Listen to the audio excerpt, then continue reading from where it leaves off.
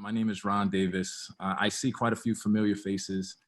Jordy, I've seen and met you before as well. For those that don't know me, my name is Ron Davis. I'm a member of the partner team here at Mailgun. I actually just crossed my 1-year anniversary. Super excited for that on August 2nd. And it's been, to say the least, one hell of a ride for this first year. As far as introductions on my side, we do have a few folks from Mailgun that I want to introduce you to. I've got Ashley Rodriguez that's here with us. I don't know if Ashley, if you can wave. She's actually going to be speaking a little later today as well. And she's going to be discussing the art and science of deliverability. Obviously, a lot of these talks, you know, I've been to quite a few happy hours, quite a few conferences. We try to pick a topic that can help folks with whether they're using Ongage or on the Mailgun platform, right? So deliverability will be the focus of today's conversation. We have another speaker by the name of Adrian Williams that's going to be speaking on behalf of Ongage, and he's going to be discussing the 80-20 rule to email deliverability. So some exciting stuff there. Hopefully Thomas will get back with us. We'll also, obviously we have the trivia. We've got some great gifts, gift cards, and some prizes to be able to share with you guys. But in a nutshell, that's me, that's Mailgun. Danny, I'll hand it over to you. Yeah, thanks, Ron. So first of all, you know, this is really great. Thanks everybody for joining us. You know, there's a lot of familiar faces here and actually quite a lot of new faces. This is our 4th happy hour event. And despite the whole COVID pandemic, we did want to keep up the tradition. So here we are on Zoom. Now, the reason we started these get-togethers 4 years ago was really all about the networking. It's about giving our customers and partners a way to get to know one another. It's about giving us a way to better get to know you, our customers and partners. And when we sat with Mailgun to plan this event, we gave a lot of thought as to, you know, can you really do a networking event over Zoom? And the answer is no. I mean, we have almost 100 people here.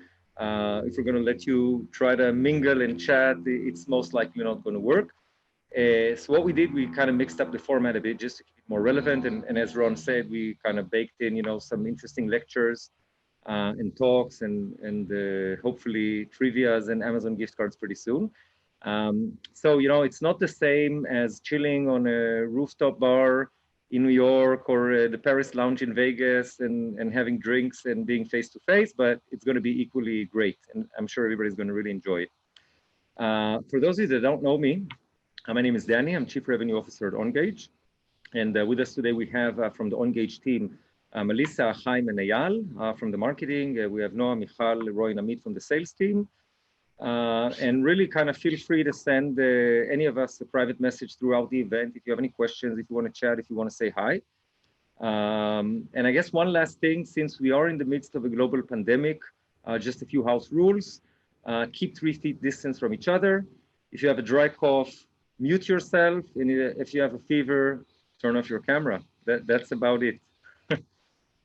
So I guess, Ron, you introduced already the agenda and the people from Mail team.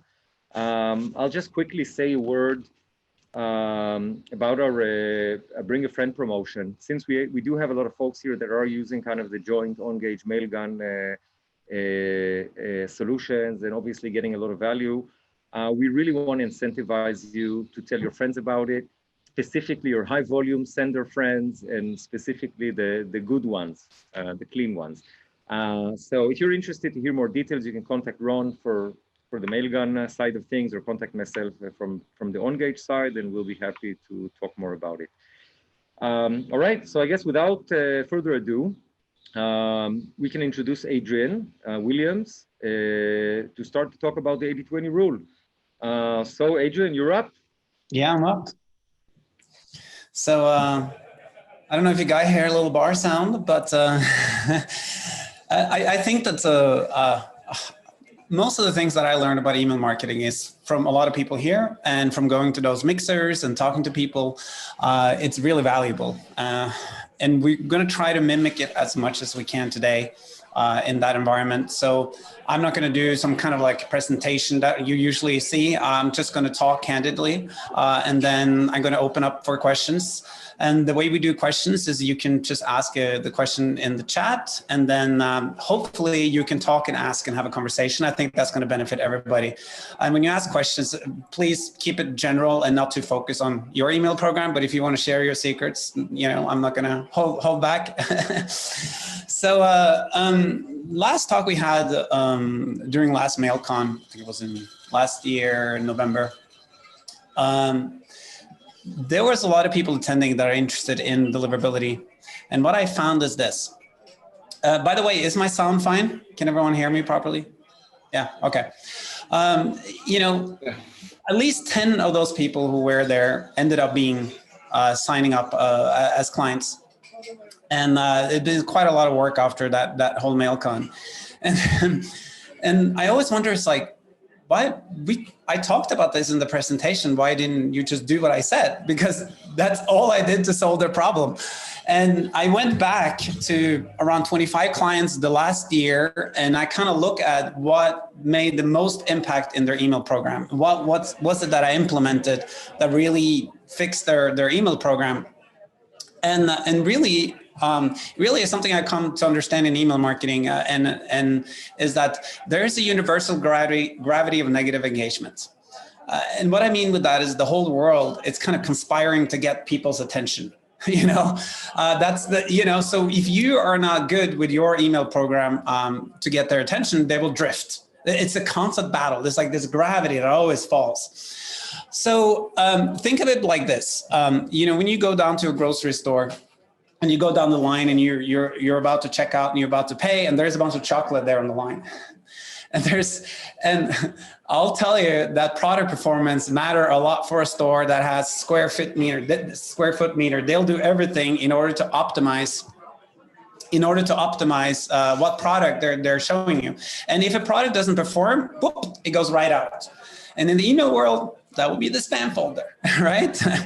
So, and Amazon is the same thing. You know, all the product you see on Amazon, you know, it's not SEO ranking. It's purely based mostly on sales. So if a product is really hot, it's going to show up on the first page. You know, when you run a company like Google, you are making profit per impression. So every time someone refreshes a page, Google is trying to make profit on that. So they're calculating earning per 1,000 impressions. So their job is to serve you ads, or you to serve them ads, so they get engagement. And typically when they don't get engagement, your price goes up. And because they have to pay for the impressions. That's really what's going on behind the scenes. You know, the last example I want to say is in a restaurant, you get a meal, and you get like what is it called? A menu, and the menu items that doesn't get sold are being thrown out. Now, this goes to the same thing with the email program.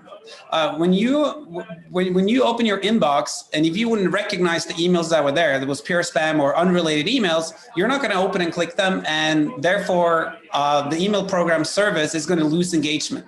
And they're doing everything they can in order to engage you and serve you the most engaging emails, and try to remove the ones that you're not engaging for, right?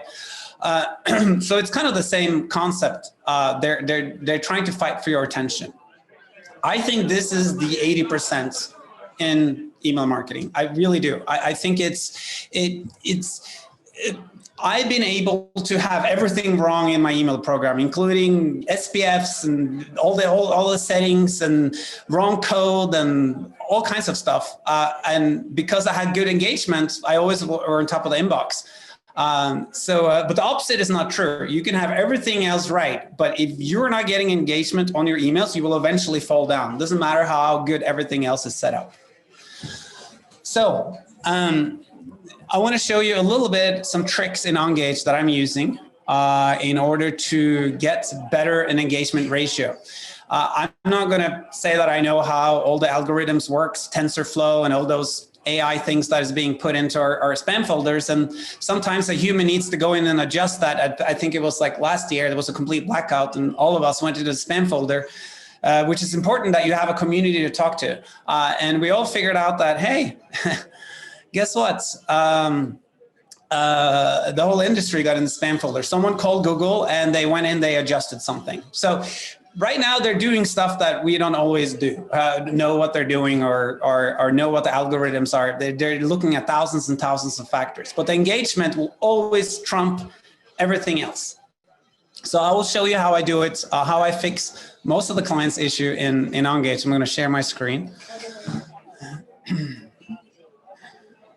And by the way, you can do this on any email program if they have those features. And Ongage for us, when we discovered it 4 years ago, for us who did like mass mailing was a dream. It was like, I can't believe they're doing all these things. I'll show you some of the ways I use it.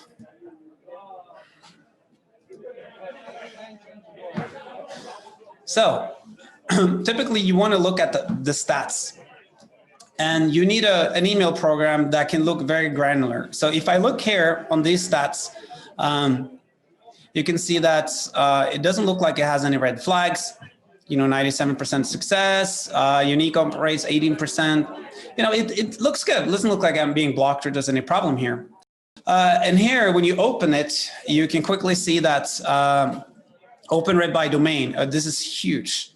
So like you can see here, on Hotmail has a very high soft bounces and very low open rate. But you didn't see that unless you open it up and looked by the metrics by domain. And you can see there's a huge, so we are having a Hotmail, Outlook, MSN problem here. We don't have a lot of records, but you can definitely see we're going right in the spam folder for sure. So there are several ways I will attack this. First, I will use the Postmaster tools for Microsoft and look at my domain rep there and see if it's red or green, or if there's any setup issues, or if we're blocked. And then if we're blocked, I will ask them to unblock me, which you can do through that panel. And then I will start making segments in order to attack this problem. And the way I do it in Ongage, and this is super powerful, by the way. You know, one concept is we know that engagement matters a lot for inboxing, because what we did is we set up 20 accounts and we monitor them real time through Gmail, and we sent an email and we waited and we saw that the email didn't get an immediate engagement. So after 20 minutes, we saw on all the accounts, the email moved to the spam folder. We just moved from the inbox to the spam folder. We were just like, wow, a light bulb went off there.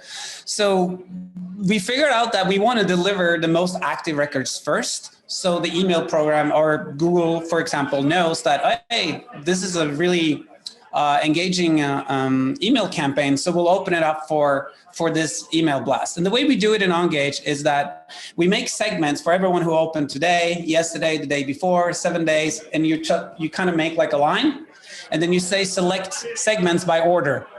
And then what Ongage will do is we'll go out and send to the most engaged users first, and then you will throttle the campaigns over at least 2 hours, and then you're going to have a very, very, very high engagement right off the bat. This is huge. That I really have opened a lot of doors with this. And then the other thing I would have done is that I would have used an exclusion segment for Microsoft, which is what we're having a problem with here. And I will basically say that I will not send to people who haven't opened the last 7 days. So that open rate is now going to go straight through the roof. And that will help us work with the reputation. And then what I'll do in Ongage, I will actually go into the matrix look every single day.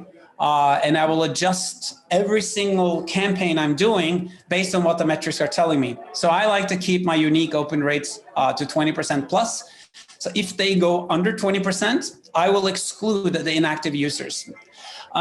So, you know, and the trick only works as good as the last time you tried it. And I just had a client which just did this. And you got to find a lot of people are saying, well, are you telling me that I'm going to slice half of my list? And you know, that I worked so hard of acquiring all those email addresses. But I will tell to them, it's like we just did a test here with another client What we did was that we put an exclusion, a 30-day open exclusion on it. So we went from sending 4 million emails that 1 week, and the next week after the exclusion filter, we only sent out 1.8 million, but we got 50,000 more unique opens. Right? So how does that work? Like, we're sending less emails, but we have more opens. And that is because if you're sending an email that is not engaging, there's a higher ratio of many of them going into the spam folder. I mean, of course, we cannot completely stay out of the spam folder, but depending on the individual algorithms of every user. But if you have a really high engaging emails, more of them are coming into the inbox than if you have a huge blast that is not very engaging. And that comes back to the whole gravity of negative engagement. You always have to fight that and look at the numbers and keep your ratio of engagers up. Send emails that people want at the time they want it, and also give them, and also make sure that your emails are very clickable and engaging. So typically people don't spend a lot of time, except from certain markets, to read emails. But the emails should stimulate an action, and if you do that, you're going to have a lot better time inboxing. Does it make sense so far? Yeah. So also in Ongage, since a lot of Ongage users, we have a new automation rules. And by the way, a lot of the features in Ongage can be combined together. And what I really like about the automation rules is that, let's say you run a political program and you have left versus right, red versus blue, and whatever, and then you can tag users based on what link they're clicking. You can create profiles and you can send them a lot more hyperactive emails so that they really respond to really fast. You know, it's funny because this is what I do for 80% of my clients. I go in and micromanage their open rates in most cases, and in most cases it will solve most of their issue. Typically, I find why people don't do this is because they are acquiring all the email addresses and they feel it's a cost, and they spent a lot of money getting them. So they feel by doing this, oh, I just cut my business in half is what they're going to say. Well, I'm not saying you're going to forget about those inactive emails. We're going to use a different strategy to reactivate them, but they should not be a part of your daily send per se. And that's it. That's really all I have to say about that.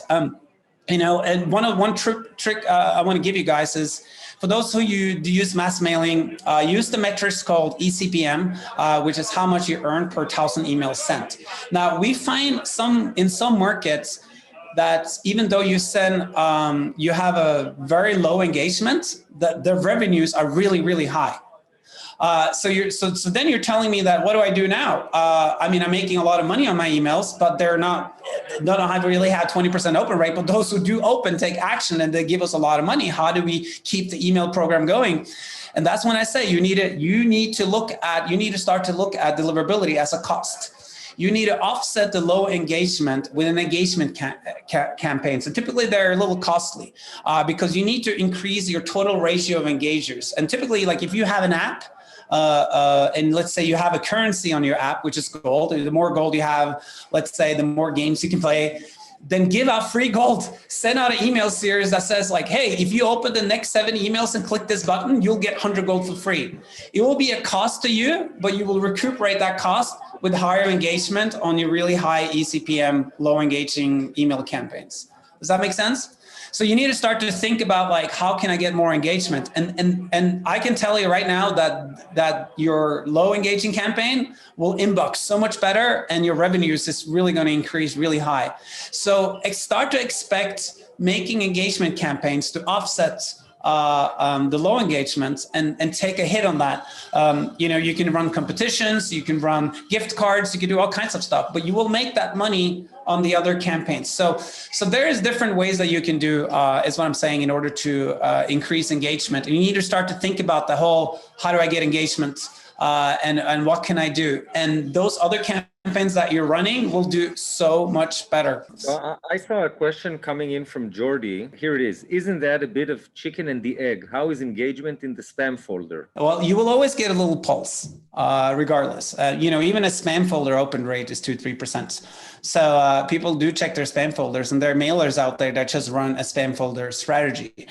So if you don't have any pulse, then you need to start you need to use other channels to get people open the emails. So you need to start use maybe SMS, push notification, or a landing page that tells them to check in their spam folder and open their email. So you need to look at the way you acquire the list and how you can start getting those lists active right away. So if you have an opt-in page, you need to work on that. And on the thank you page, you need to tell them, hey, if you open the emails, you're getting a free PDF document with XYZ. You need to find out what is the currency in the market that you are approaching and what they are interested in. And in your first email needs to be so interesting that they just have to go to the spam folder and open it and click it. And if you do that, you can slowly wean yourself out of the spam folder. And sometimes you just need to hit the reset button. Emails is a long game. It really is. It doesn't work like in the front end of marketing. It's like more like a tanker, like a boat. So once you move left, it takes a while for it to go left and right. But once it goes and you're on the right track, it is a huge revenue generator. And maybe if you have no pulse, then maybe you need to start looking at the list acquisition when the lead comes in and activating them right away and slowly inch yourself out of the spam folder and kind of build up an active list. That's one recommendation I would make. All right. So Michael Williams is asking, have you seen more social media engagement and other SEO factors help improve email placement? Not inherently by itself, unless you're mentioning the email program. They're not connected in that sense. But if you use social media, doing like an omnipresence, where in social media you mention, hey, an email went out for a new competition, you can win a golden egg. Check your inbox. I mean, in that sense, it would work in a synergy. So yeah. Okay, and then we have Guy Shahar asking, can you please explain again the 1-2-7 day method? Yeah. So basically what you do in Ongage, and this is so powerful. I mean, that little trick has really saved me a lot of times and really helped me fix a lot of hard issues. And that's the thing. It's I don't know why not all email programs does this, but we stumble up this on accident, like I said, and how this works with the engagement. And so you need to have a really high engagement right away. So what you do is that when you by the way, I think me and Trey were making some tutorial videos, and we're going to have a tutorial videos on how to actually tactically set this up in Ongage.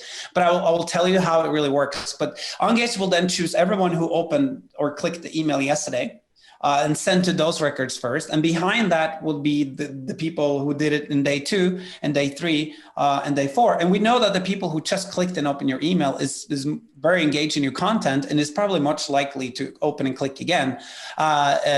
So we'll see that. So does that make sense? That we are delivering in order of engagement, and the most engagers are coming first in the line, and the ones who are less engaged are coming behind the line, because that is how I almost see it's a ram for the spam folder. It really is. You just ram the door open because you have so much force right away with engagement that all the other emails are more likely to hit the inbox. And we tested this over and over again. And as far as I know, this method still works really well today. Brian Sisolak is asking, is there a way to roll up these domains into domain groups, such as putting AOL, Yahoo in report?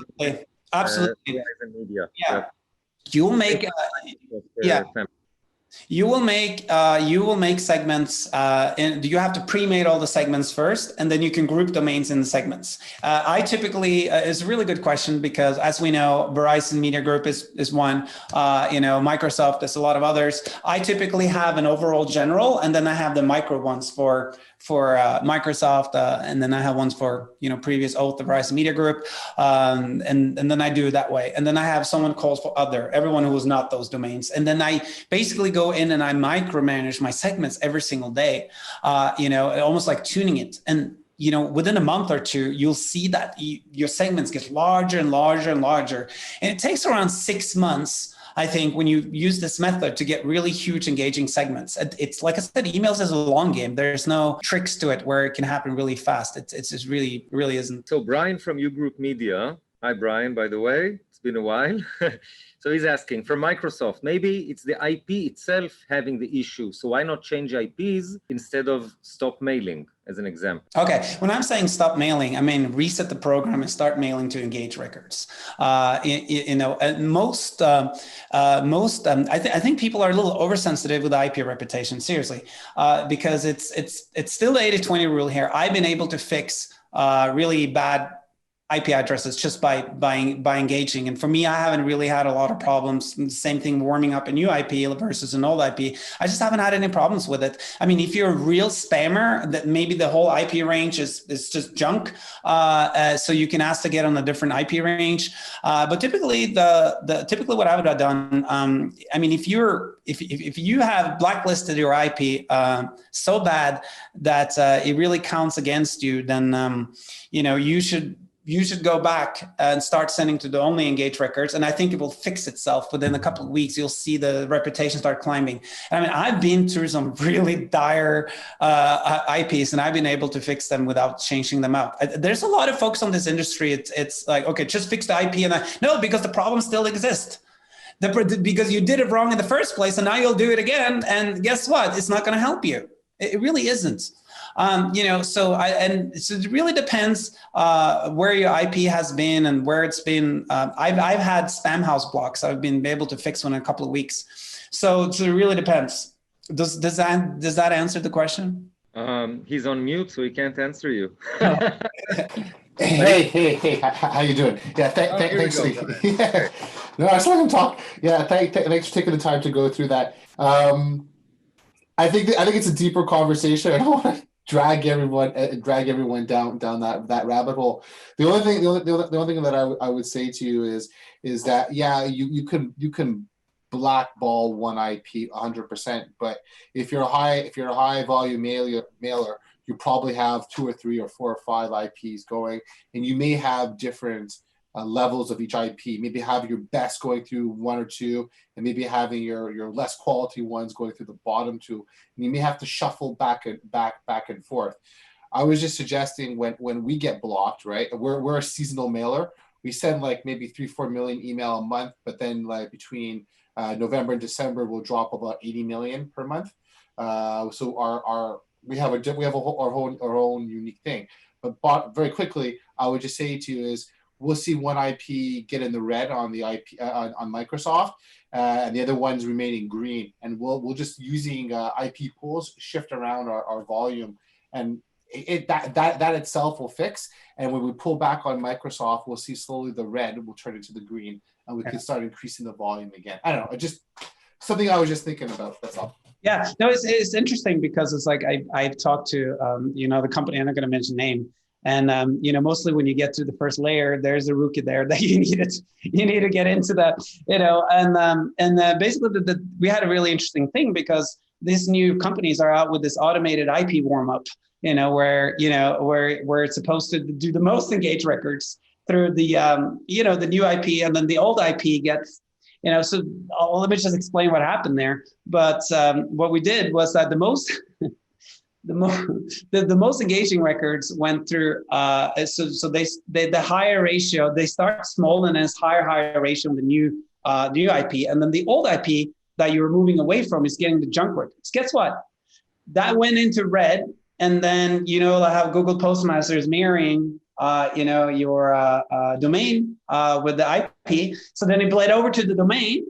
And then our domain rep started to go down. And I was like arguing with this company, like, so I was blue in the face, like, this is not a good method. This is not how you should warm up. It needs to be done differently. But that is something to keep aware of if you use those automated IP services. And I much more prefer to do this manually in Ongage because then you avoid that problem. And I actually seen that problem with the last week of the warm up. It's just our domain rep just went right down. And that's because it got all the unengaging records. So engagement again trumps most things.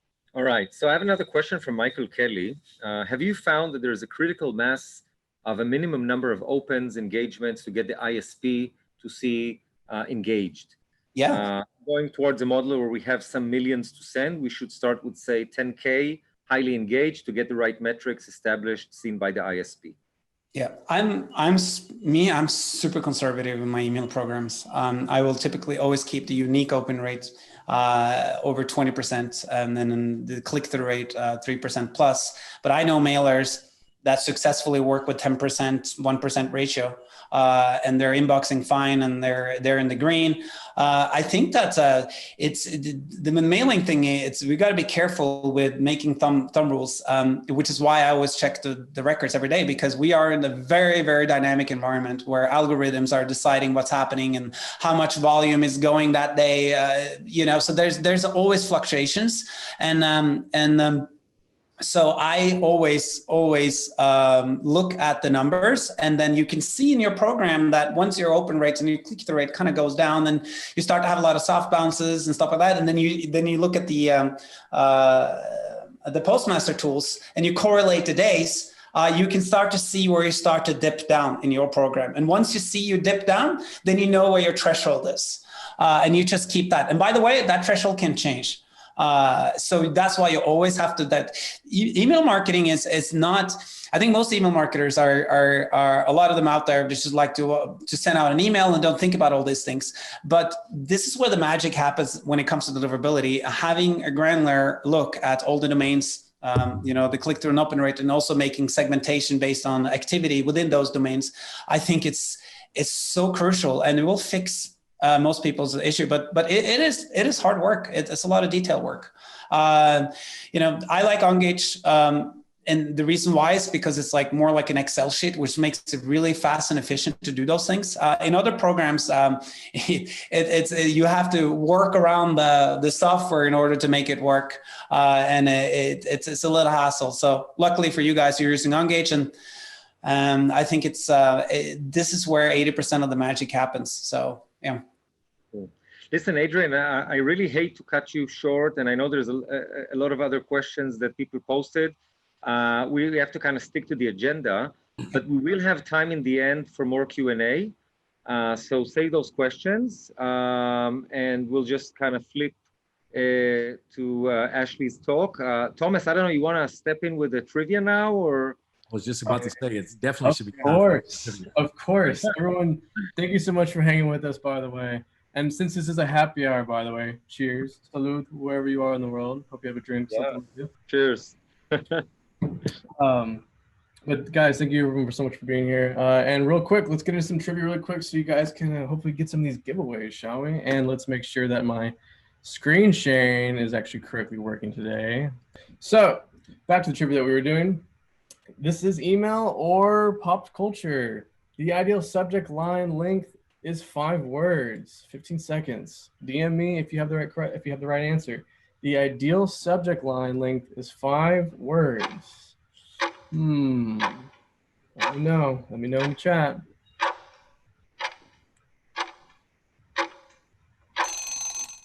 All right. And it's false.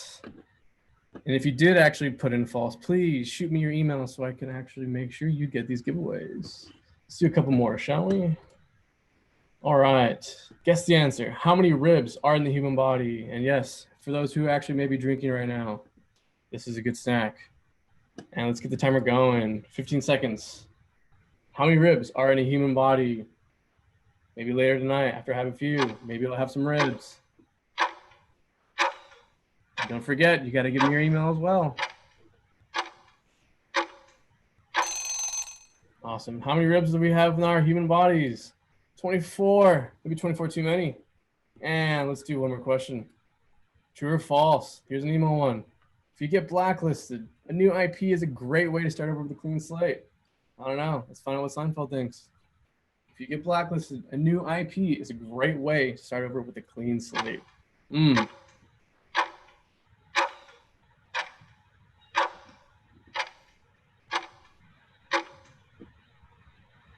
Ooh, it's false. If you get blacklisted, new IP is a great way to start over with a clean slate. False. All right, I'll hit y'all with one more, and then we'll continue back into this greatness. All right, here's a pop culture one. What is Chandler Bing's middle name? Hit me with the answer. 15 seconds. What is Chandler Bing's middle name? Oh, it's awkward. It's awkward. It's awkward. 8 seconds on the clock. What is Chandler Bing's middle name. All right, guys, don't forget, shoot me your email with your answer, and happy to bring it back over to Ron. Ron, take it away, my man. Appreciate that, Thomas. I have no idea what Chandler's middle name is either, so I have definitely failed that question. If anybody has the answer to that, message me. But yeah, appreciate that. Thank you. Adrian, first of all, I just wanted to comment, man, that was great. Thank you. Man, learned quite a bit there. We're gonna roll into our second speaker. We have our senior deliverability engineer, Ashley Rodriguez, on standby today. She's gonna talk to us about the art and science of deliverability. Ashley, can you hear us okay? Yes, awesome. Can you hear me? Good deal, loud and clear. Perfect. So I didn't want to read off of a presentation, but I do have my bullet points. I'll just bring them up just to kind of share the screen. Let me bring that up really quick. I will be approaching this more of the normal patterns that I go after whenever I work with customers and to fix either deliverability or get into new sending, whether it's directly with Mailgun or using partners like Ongage. We try to get into listening to everything that they're going through, what they need to accomplish, and then often, obviously, we always hear those talks about best practices, you know, having double opt-in, you know, having a good list hygiene, sunset policy, things like that. But the things I like to focus on a lot more to help either fix problems that have already occurred or get ahead of the situations, I'll go over these points. So this first part is authentication. It is pretty key to make sure that you have your SPF and your DKIM records all set up correctly. A lot of the, let me minimize this real quick. So a lot of the inbox providers are starting to take steps to ensure that senders are like accurately representing themselves. So you want to make sure that you have all this set up whenever you're starting to send traffic. And even as you're a consistent sender, you always want to make sure you go back and ensure that these records are always up to date. Because pretty often you have other teams that start sending traffic, whether it's like the marketing team, they'll use like a third-party tool that hasn't probably updated the SPF records to include, you know, those IPs. Want to make sure we get ahead of that and always have that up to par. And, you know, utilizing DMARC is pretty key. You become less likely, or spammers are less likely to go after you if you have a DMARC policy to ensure that, you know, your traffic is actually authenticated by going off of what you have in your other two records. So it's pretty important to have that set up. So the biggest thing that we always have coming up is IP warming up and domain warming up. People always try to come to us and say, hey, I need to send like 1 million messages by tomorrow. And we always have those clients that have like pretty crazy deadlines that we need to reach. And sometimes it could cause problems, you know, with deliverability. So you want to make sure you approach this correctly. So on the Mailgun side, we do have an IP warm-up tool that you can utilize whenever you're ramping up traffic. The tool goes off of a 15-stage process. So basically, it does round-robin sending. So we'll ask that, you know, the domain be paired up with like a legacy IP or something to kind of help carry over that volume. We're targeting this overall in traffic, so it's going round robin. So we're not going to just feed a little bit here and then cut it off and go over to the other IP. So we're capping either hourly or daily. So we want to make sure that we have that, that we're utilizing that to our advantage as we ramp up traffic, and we're not going from 0 to 1 million, because whenever you start to increase volume like very drastically, you get attention from these inbox providers. They don't know what you're supposed to be sending. And a lot of problems that we tend to see often also are people coming from other providers that are saying like, hey, well, I've used this domain for many years. I send 1 million messages and everything's great. And that setup has definitely already been done. It's legacy. But whenever you start off with a new provider, you want to make sure that you're approaching this correctly, because if you don't build a proper foundation, you're going to mess things up. So think about it in terms of a house. Whenever you're building a new house, you set a proper foundation and you build upwards. Like, you don't just go to a random place and build a house and expect everything to be fine, because eventually you'll have problems. The same thing with ramping up, whether it's establishing an IP or domain reputation, you got to make sure you do it correctly. And the cool thing too with these type of tools, like the warm-up tool, I like to use it when I'm rehabilitating IPs. Whenever somebody has burned an IP, you never want to stop completely sending from it. You want to change your approach with it. So you can either like start setting like throttle limits on it. So that, let's say we, on the Mailgun side, we can actually enable a manual throttle percentage. So we can say like only 50% of the traffic can go through this IP. So we're cutting back drastically, but we're not cutting it to 0. So we can actually build back up. And let's see here. So the big key thing too, as you're approaching new warm-up or new send or new projects, is segment. You have to segment your traffic correctly, whether it's utilizing multiple subdomains and also your IP assignment. So a big thing is that if you have multiple type of traffics, whether it's transactional marketing, try to separate them as much as possible. You don't want to have your large streams impact your smaller streams, especially if you have questionable lists, or you might have outdated lists that can cause throttling. You don't want your transactional to be impacted by that. So another thing like to take into consideration is if you have a transactional domain that's already established, it sends, password resets, things like that, and you have a one-off mailing list that you want to hit, like let's say 5 million, be very careful you approach that. Don't just try to drop it into your transactional just because it's already been established. Take into consideration the impact it could have on that, and then just strategize towards it. And the really cool thing on our side, we have managed service. So what we can do, I actually came from this team. So this team is built of technical account managers who are really awesome at deliverability. And what they tend to do is they'll listen to what you're going through, your current problems, and kind of start to strategize as you're speaking to them on your onboarding. And then they can work with you hand in hand to establish a proper warm-up. Also point out problems that you're having, because their job isn't to sugarcoat any problem that you're having with delivery. They want to make sure they're honest with you to ensure that, we're successful with your goals and, your utilization of Mailgun. And also the big thing too with in segmenting is look at your list makeup. Often customers will come to you and they'll have a list. Let me see just real quick. Can't see the chat. I see somebody raise their hand. Often customers will come to you with like a list that's like 90% Yahoo, 10% Microsoft, things like that. Whenever you have situations like that come up, you want to make sure that you approach that warm up specifically tailored to that. You can't use a traditional warm up for a list that is heavily populated towards one specific ISP. You got to make sure you custom tailor it, because I have had customers in the past who were in the loan business. I won't mention the company's name, but their list was pretty much like 100% Yahoo. And we did many projects with them where we were able to get, every project consisted of 10 domains, and we got their open rates up to like 30% per domain, but it took like weeks. It didn't happen overnight, and it took a lot of paying attention to what we were doing and our list makeup and being honest with each other, saying like, this list is all Yahoo. How can we approach this correctly? And you always want to make sure you keep an ISP happy, and that's the biggest thing. And which actually feeds into the next part, because it all goes together. Delivery signals. So you have a lot of data that comes back, especially when you're sending traffic. Pay attention to your logs. This is like the area that I like to live in, because this is where you can actually identify a lot of the problems before they actually happen. If you're barely starting off to send traffic, start about day 6. Pay attention to your throttling. It's really important to know too, whenever you're ramping up new sending, you're gonna have throttling. Like it's gonna happen regardless, whether it's day 1 or day 7, expect it to happen.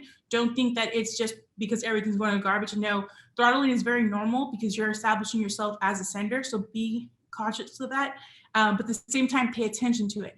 If you start to see that you're throttling drastically on one specific IP or with one specific provider, pay close attention to that. If you see it happen time and time again, do not continue to increase your traffic. Hold off, be a consistent sender, and target those engaged recipients who have been opening your traffic recently, and continue to build on that. When you start to see your engagement metric change, then not drastically, start to increase slowly. And ensure that your signals are staying in a positive way. If you continue to see engagement, great, keep going. If you continue to see problems, hold off on increasing and watch what you're doing. During this period too, it's very important to look at your bounces. Your bounces will tell you a lot of what's going to happen, especially with your throttles.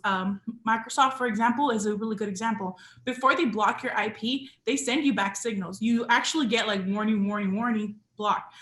During those warning phases, look for 10 failures that are basically deferred for the IP, and start to watch what your sending patterns are like. Did you spike drastically to a specific provider? If you did, like cut back on that.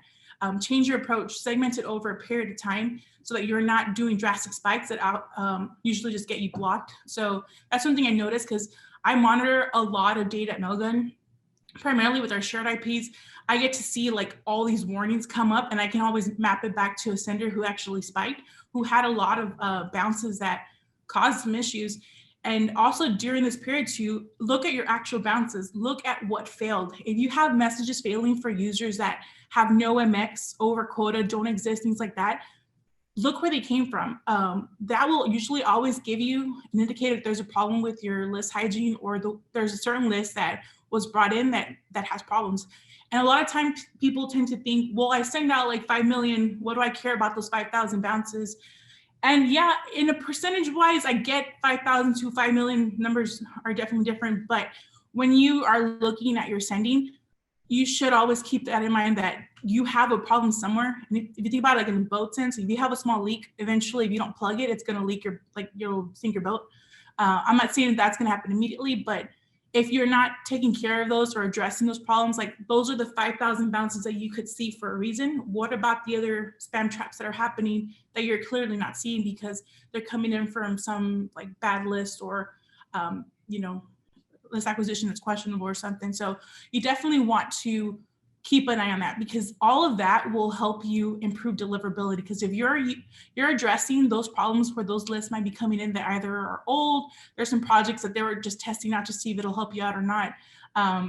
Be very careful with that. You can also use third-party tools or like email validations to help you validate those lists. So here at Mailgun, we do have a validation tool. It's actually pretty awesome. I like using it because as a sender, we have a lot of data on our side. So we're actually able to capture a lot of that and prove like better deliverabilities for some of these users. So for example, like some providers will disable a mailbox for being suspended. By default, if you use a third-party tool to check if that user does exist, in theory, it does. It's going to tell you if the mailbox does exist, but we take it a step further. We actually tell you if it's deliverable or not. So that's pretty awesome to help give you better indicators of knowing what to expect from this list and cleaning things up a lot better. And it all flows together. So, as you're ramping up, you want to make sure you're being consistent, you're watching your volume.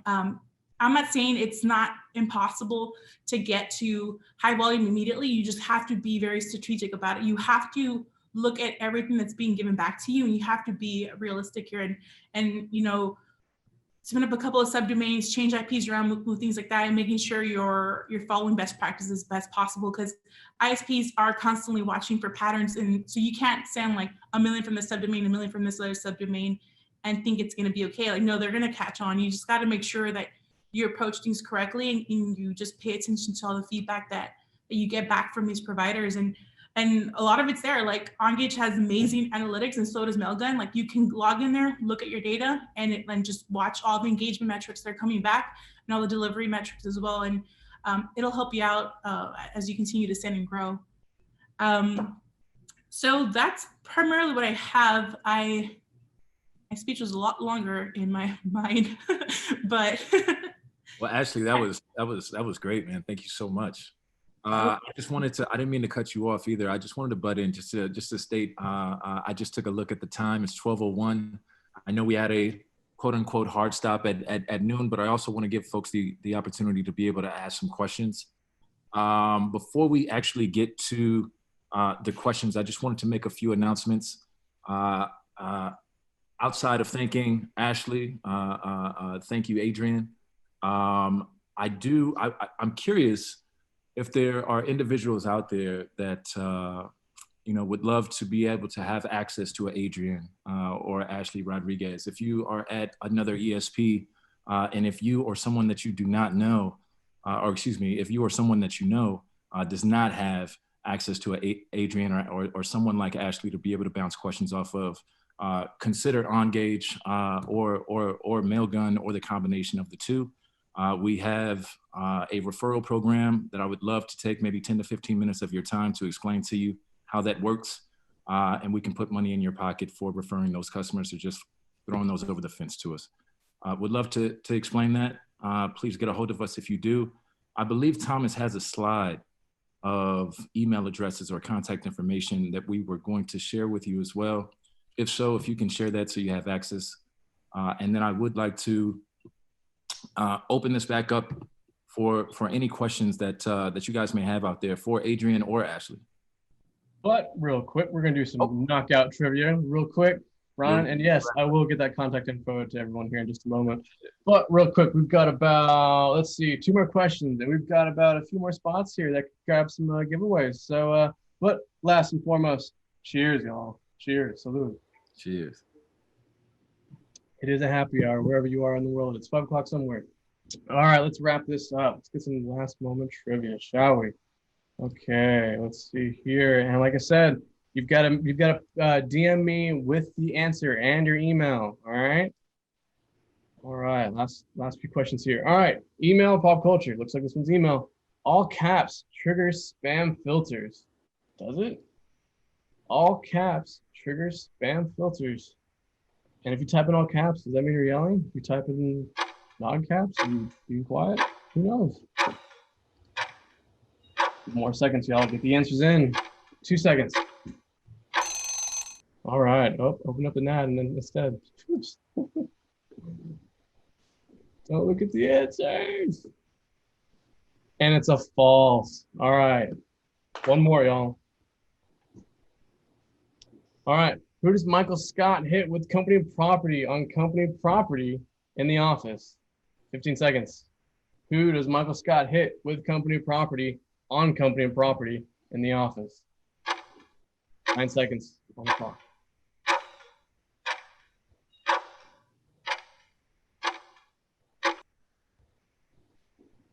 And it is Meredith. He hits Meredith with his car on company property with company property. So, ladies and gentlemen, thank you for joining us this afternoon, this evening, wherever you are in the world. Here are the wonderful speakers that we had today, and also contact information. And we will also open it back up for any questions that you have. All right, now let's open it back up for just a moment. Like I said, we're going to hang around for just a little while. If you got any questions for us, we will reach out to you for the winners for the trivia as well. Thomas, actually, let me go back. There's a couple of questions back in the chat that we skipped earlier. We didn't have time. So I'll actually take it from the bottom. Sorry. So WC, this is actually a bit of an unrelated question, is asking, has the SMS integration improved with Ongage? Anyone having success doing SMS and email integration? This is probably the time to announce that we're working on an integration with SMS provider Cinch, which should be up and running any day now. And it's going to be super robust. It's going to have some more functionalities. I don't know how much people are familiar here, but Cinch is a top-tier carrier aggregator, which opens some very interesting opportunities. So anyone has any questions, you can reach out to me later. Nathan is asking about validations. Maybe that's a question for Mailgun. How do you recommend handling any email marked as medium risk? Yeah, so with that risk, you definitely want to be very careful how you approach those recipients. My recommendation is bringing them in batches into your normal stream. So you're not just doing like a mass email to all of them. Bring them in batches and kind of slowly and pay attention to your logs to see what's happening. If you continue to see good things with your engagement percentages, I'm sorry, continue to increase those recipients. If you see problems, obviously back off on them and be very careful how you approach them. So people are asking about push. Again, that's probably I don't know if Mailgun has any updates on push. I guess not, but on the Ongage side, push is, I mean, obviously, you know, we're on the route to be a full multi-channel marketing platform. So currently it's email and SMS. Push is on the roadmap, but to manage expectations, it's not happening anytime soon, but it is somewhere there, hopefully in 2021. Integrations with 250OK, Inboxable, or Litmus. So first of all, Ongage has an integration to Litmus. Built in, by the way. It also has a couple of free tests. And again, if anybody has any questions about that, please reach out to us separately. I don't want to dwell on that. As far as 250OK and Inboxable, actually, Mailgun, you have pretty interesting tool. Maybe you want to speak about that I guess somewhat competes with these two products. like the best time to send, I think, right? Is somewhat, you're on mute, Ashley. Okay. Sorry about that. I'll say, Ron, you want to take this or I take it? Oh, either way is fine. If it's as far as send time optimization, just to give folks just a high level overview of what that looks like. We have the ability to be able to determine when best to actually send the email to your customers. So let's take myself, for instance. I probably wake up every day, let's say 6:45 a.m. And if a company was utilizing Mailgun, they would then know that they can send Ron Davis an email at 6:46. It's going to be the first message in my inbox, and that's going to give me at least a 13% increase in engagement, or increase my engagement rate by 13% on average, are the numbers that we've seen as far as the open and click rates. So if anybody's interested in that, won't necessarily dwell on it as well, but please get a hold of us for more info. And just to add to that is just a little bit. So one thing that we do a little bit different than others is Mailgun sends, over 20 billion emails a month. We don't just use your account's information to determine STO time. We utilize the entire database. So let's say that you're sending email to a customer of ours that also gets email from Starbucks and Lyft, and we use their data as well to help determine and get a better idea when that person is most engaged, not just on when you send them email, but when they open the most email across all of our entire database. Yeah, hi Eric. I didn't recognize you because of how are you doing, man? It's been a while. Yeah. It's good to see you. I just want to mention that the data, and this is the thing. I would, if I did email verification, then Mailgun or similar services is the place to go versus other email verification system out there, because I don't know where they're getting their data from, but there's no lag time with Mailgun. Mailgun is a real-time center. They have billions of emails going out. They have fresh data on if those records are delivered or not. So you will be instant. And there's not a lot of services out there that offers that. And I would say that is one of their services that I'm very, very excited about. It's that they have fresh data for the verification that comes in. And that's a huge point, because if you're not a sender, you have to get your data from somewhere. So you have to have deal in the back doors, and I don't know how they do it, but Mailgun is completely real time. So I really recommend people that service. All right, so here's another question for Ongage. Adrian, I'll let you answer that one. Is there a way to ensure proper case for personalizing names? For example, hi Mitchell with a capital M rather than hi Mitchell with a lowercase m. I'm not sure. I think you would have to work the list somehow with the script and then get all the names organized. It's the only way I can think of. Trey, do you know? At least not real time. I know about being able to do it, but you probably can have a script or something like that in order to manipulate the list. Trey, do you know? Trey says he thinks Ongage does it. I mean, Trey knows Ongage better than me.